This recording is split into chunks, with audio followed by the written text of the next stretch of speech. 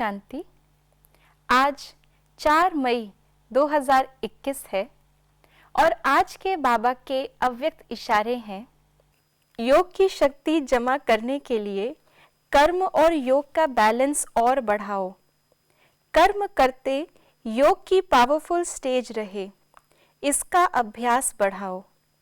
जैसे सेवा के लिए इन्वेंशन करते, वैसे इन विशेष अनुभवों के अभ्यास के लिए समय निकालो और नवीनता लाकर सबके सामने एग्जाम्पल बनो।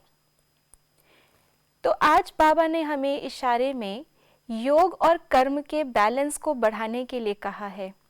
योग से हम सिद्धि प्राप्त करते हैं, लेकिन ये कैसे पता चले कि हमें सिद्धि आ रही है, हमें सिद्धि मिल रही है?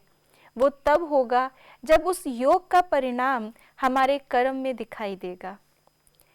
बहुत समय से, द्वापर युग से सन्यासियों ने कर्म और योग को अलग अलग समझा, लेकिन बाबा ने हमें जो सहज राज योग की विधि बताई है, जिसके बारे में गीता में भी कहा गया है, योगः कर्मसु कौशलम, अर्थात योग के द्वारा ही कर्म में कुशलता आती है।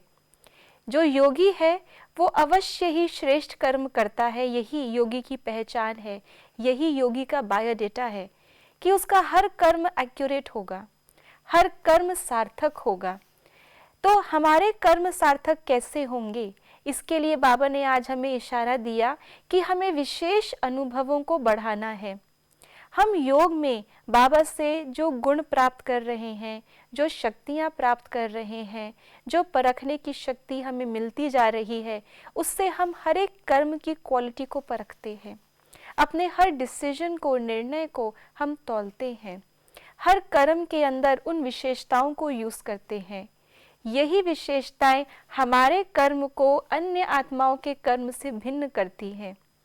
जब हमारे कर्म के अंदर, कर्म तो वही है, घर गृहस्थ में रहते हुए सभी कर्म करते हैं, दुनिया में भी कर्म करते हैं, लेकिन एक योगी की पहचान कर्म करते हुए सबको सहयोग देना, कर्म करते हुए हमेशा हल्का रहना, कर्म करते हुए सहन करना, सामना करना, कब समाना है, ये सारे गुण हमारे अंदर योग के द्वारा आएंगे।